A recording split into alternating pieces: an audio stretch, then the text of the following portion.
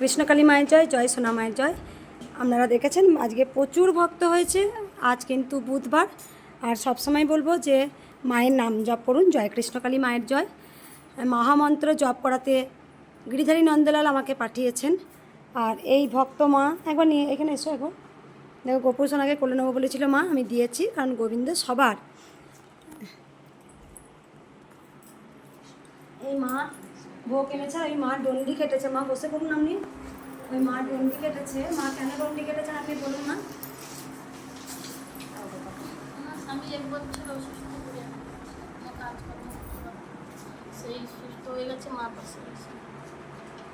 অনেক টাকা খরচা হচ্ছে, 1 লাখ টাকার বাইরে খরচা হচ্ছে ডাক্তারের কাছে। কোথাও ভালো হয়নি। কোথাও ভালো করতে পারে। মায়ের কাছে নিয়ে এসেছিলেন স্বামীকে?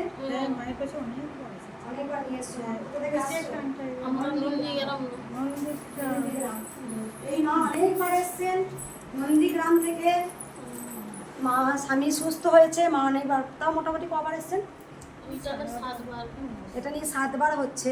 বলে সবাই অনেক লোক নিয়ে আসছে, সবাই লোক ও যখন সুস্থ হয়ে গেল সবাই লোক আসছে, অনেক লোক আমাদের নিয়ে এসেছে। নন্দীগ্রাম থেকে প্রচুর ভক্ত আসে। আর একটা কথা বলি, নন্দীগ্রাম পূর্ব মেদিনীপুর, পশ্চিম মেদিনীপুর, এখান থেকে প্রচুর ভক্তরা আসেন। পূর্ব মেদিনীপুর, পশ্চিম মেদিনীপুর থেকে তো আসেই, তমলুক থেকে প্রচুর ভক্তরা আসেন। বহু দূর থেকে, দেশ বিদেশ থেকে, আমেরিকা, পর্তুগিজ, লন্ডন, আপনারা সবাই জানেন, আমেরিকা প্রচুর ভক্তরা এসেছেন, মায়ের কৃপা পেয়েছেন। তারা ভারতবাসী, কিন্তু তারা আসছে সবাই কি পাবে। একদম মায়ের কাছে যারাই আসেন খালি হাতে যান না, খালি হাতে এলে মা ভরা হাতে পাঠান। আর কোন মা ভোগ দিল? মা এই মা ভোগ দিয়েছে, একটু দেখাই ভোগটা। মায়ের খুব মা নিজেই দিয়েছে, আমি হারিয়ে বাবা। এই মা খুব ইচ্ছে ছিল মাকে একটু ভোগ চড়াবো, তুমি বদলে মায়ের- গেছিলাম। মায়ের খুব ইচ্ছা ছিল মাকে ভোগ দেবো। মাকে রাইস করেছে, পাঁপড় আর আলুর দম। আর এটা মনে হয় কি মা? ওইটা ডাল, আর ডাল। ওটা আলুর দম না, পনিরের তরকারি। পনিরের তরকারি, এটা পোস্ত আর ভাজাভুজি, মাকে লেবুর কাঁচা লঙ্কা, আর মাকে দই মিষ্টি ছানা আর ছানা করে দিয়েছে। আর একটা কিন্তু সজমালাও, হজমালাও দিয়েছে মাকে। থামস আপ আছে, থামস আপটা বের করা হয়নি ব্যাগ। এই যে ওই যে থামস আপ। বলতে তো হ্যাঁ, বোঝে দই দিয়েছে। থামস আপটা তুমি আমাকে দিলে না? এই যে একটা থামস আপও দিয়েছে খাবে মাকে। খাবার পর। দেখো একটা কথা বলি, মায়ের আমি আমি কিছু কিছু কথা বলবো যেটা ভক্তরা মন দিয়ে শুনবে।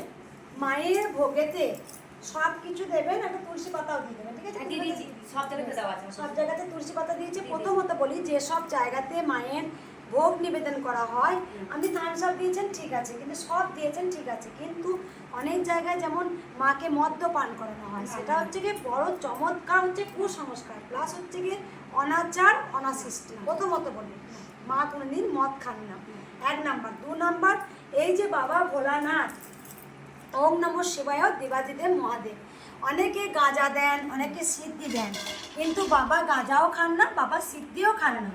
বাবা সব সময় ধ্যানেতে মগ্ন। দেবাদিদেব মহাদেব, তিনি আদি, তিনি অনন্ত, তিনি হচ্ছে অনন্ত। কথার মানে হচ্ছে যার শেষ নেই, যার শেষ নেই। তিনি মহাকাল, মা হচ্ছে মহাকালী। তাই এইগুলো যেগুলো দেওয়া হয় সেগুলো আমার কাছে কটু লাগে। আমি বারবার বলবো, এই কুসংস্কারকে দূরে ফেলুন, অনাচার অনাসৃষ্টি করতে দেবেন না। দেবাদিদেব মহাদেবকে, ওনাকে জানার ক্ষমতা আমাদের নেই।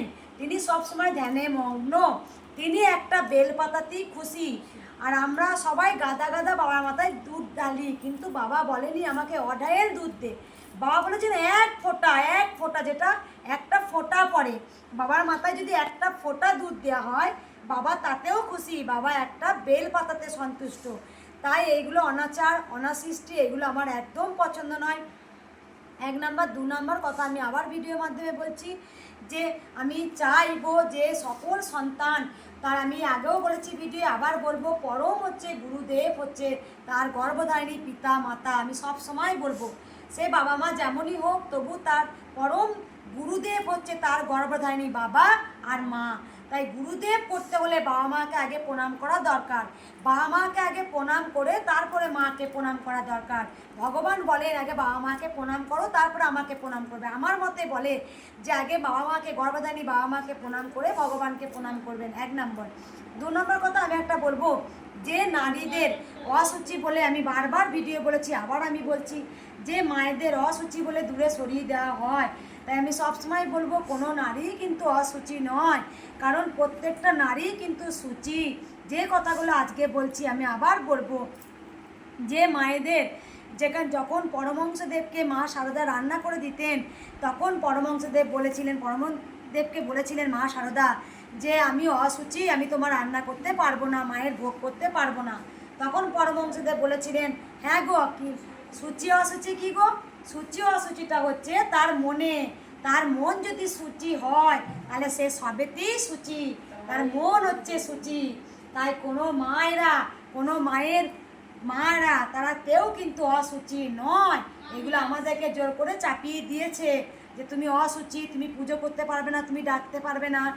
একটা যখন শিশু সন্তান, ভালো করে দেখুন, একটা যখন ছোট্ট শিশু যখন সে কাঁদে, তখন সেই মা অসুচি বলে কি সেই মাটাকে কি বুকের দুধ পান করায় না? আর না সেই বাচ্চাটা জানে যে আমার মা অসুচি, আমার মায়ের কোলে উঠবো না।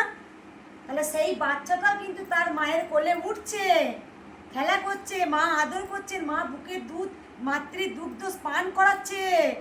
তাহলে যখন সেই সন্তানটা যখন আস্তে আস্তে বড় হচ্ছে, তখন একটা বাড়ির মা বলছে, বাবু তুমি একটু ভগবানকে ধূপ দেখিয়ে দাও না, আমি দিতে পারবো না। তাহলে সেই বাচ্চাটাকে আমরা শেখাচ্ছি, ভগবান তো বলেনি যে আমরা অসুচি। তাই একটা বাচ্চাকে আমরা শেখাচ্ছি, বাচ্চার হচ্ছে নিষ্পাপ, তার মায়ের বুকে কোলে উঠে এসে মাতৃদুগ্ধ পান করে, মাও দেয়। তাহলে ভগবানের কাছে সমস্ত সন্তানই কিন্তু সূচি, কোনো সন্তান অসুচি হয় না। যার মন সূচি তার সব সূচি। আমি বলছি, আমি যখন আমি পুজো করতে পারতাম না 4 দিন, আমি অসুচি বলে নিজেকে সরিয়ে রেখেছিলাম। আমি দুটো কথা বলবো। এক কথা হচ্ছে, যখন আমি আমার যখন অসুচি ছিলাম, তখন আমি অসুচি বলবো না, আমার যখন ঋতুস্রাব হয় তখন আমি 4 দিন মাকে পুজো করিনি। মা স্বয়ং আমাকে ডেকেছে, তোর হাতে না খাবার দিলে আমি খাই, তুই না পুজো করলে আমি পুজো নিই। তাই আবার আমি এসেছি, পুজো করেছি, 1 নম্বর। 2 নম্বর কথা হচ্ছে, যেটা সূচি অসুচি, যেমন আর একটা কথা হচ্ছে, যেমন অনেক জায়গায় দেখবেন যখন মা দেবী কামরূপ কামাখ্যা মায়ের পুজো হয়, তখন অনেকে মায়ের মুখ আষ্টে পৃষ্ঠে বেঁধে দেওয়া হয়। আচ্ছা, একটা মানুষ তার সন্তানকে যদি আষ্টে পৃষ্ঠে মুখটা বেঁধে দেওয়া হয় 4 দিন, তাহলে থাকতে পারে? আমার এই কথাগুলো আজ থেকে যুগ যুগ ধরে থাকবে। আজ ঘোর কলিযুগে কি হচ্ছে, যেই মা 10 মাস 10 দিন তার সন্তানকে পেটে ধরছে, নিজে না খেয়ে সন্তানকে খাওয়ায়, আর সেই সন্তান বড় হয়ে মাকে বৃদ্ধাশ্রমে পাঠাচ্ছে। বাবা মাকে তাদের দেখার সামর্থ্য নেই, কিন্তু বাবা মায়ের আছে। তাই সব সময় বলবো, গুরুদেব যদি মানতে চান তাহলে গর্ভধারিণী পিতা মাতাকে গুরুদেব মানুন। আপনাকে আলাদা করে গুরু দীক্ষা নিতে হবে না, ওই বাবা মাকে চরণে প্রণাম করলেই সে গুরু দীক্ষা হয়ে যায়। যে অসুচি কথা বলা হচ্ছে প্রথমত সেইটা। আর একটা কথা যেটা আমি বলতে গেলাম, যে হ্যাঁ, মায়ের মুখটা অমাবস্যা দিন মহৎ কাজ করছে। কুসংস্কার কিছু কিছু মানুষ তাদের নিজেদেরকে অধিপত্য ফলানোর জন্যে, যে আমি সব কিছু জানি, সে নিজেকে বড় হনু করার জন্যে, নিজে আমি বড় অধিপতি বানানোর জন্যে, তারাই কিন্তু এইগুলো করে। আমি বারবার বলবো, বিধি নিষেধ কোনো জায়গায় লেখা নেই, এগুলো আমরা সৃষ্টি করেছি, আমরা নিজেরা।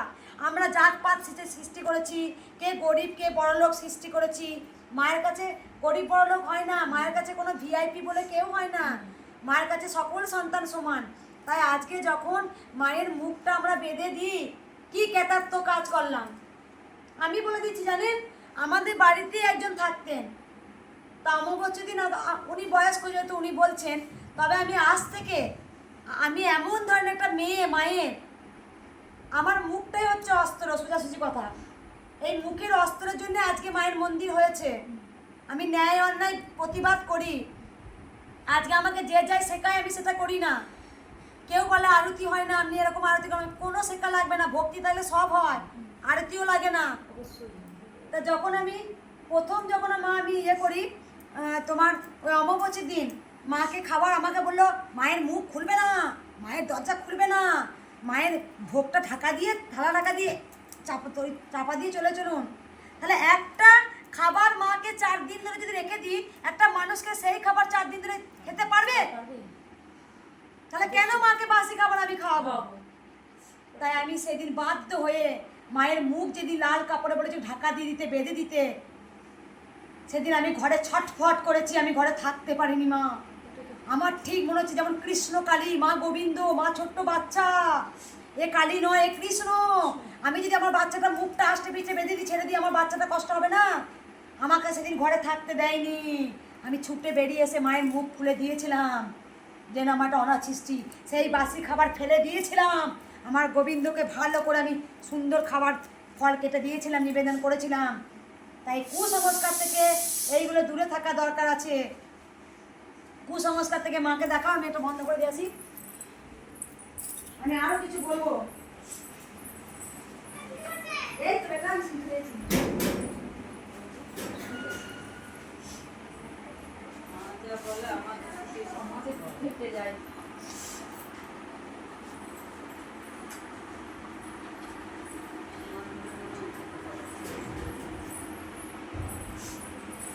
তাই আমি সকল সন্তানকে বলবো যে সূচি অসুচি, সূচি অসুচি এগুলো কেউ মানবেন না।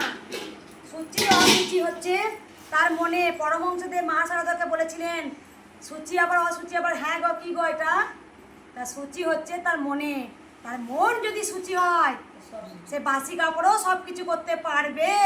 আর তার মন শুদ্ধি নয়, সে 10 বার কাপড় ধুয়ে দিয়ে পড়ছে তাহলেও তার কিছু হবে না। এটা 1 নাম্বার পয়েন্ট। 2 নাম্বার পয়েন্ট হচ্ছে যেটা বললাম, পিতামাতাই হচ্ছে পরম গুরুদেব, আগেও বলেছি। সূচি অসুচি নিয়ে একটা কথা বললাম। আর একটা কথা বললাম, মাকে ভোগের সময় মদ্যপান করানো উচিত নয়। আমি দিইনি, দেব না। মায়ের পুজো হয় কি না হয় দেখবো। প্রথমত। দ্বিতীয় নম্বর কথা হচ্ছে বাবা ভোলানাথের কাছে অনেক যেন সিদ্ধি গাঁজা নিয়ে আসে, আমি ছুঁড়ে ফেলে দিই। মানে একদম বাবার গায়ে যাবো না। বাবা একটা বেল পাতাতে খুশি, একদম বাবাকে একটু গঙ্গা জল দিলি বাবা খুশি। তাই রাধে রাধে, ভালো থাকবেন, সুস্থ থাকবেন। একবার বলে দিলে দিন মাকে ভোগটা দিয়ে দিই।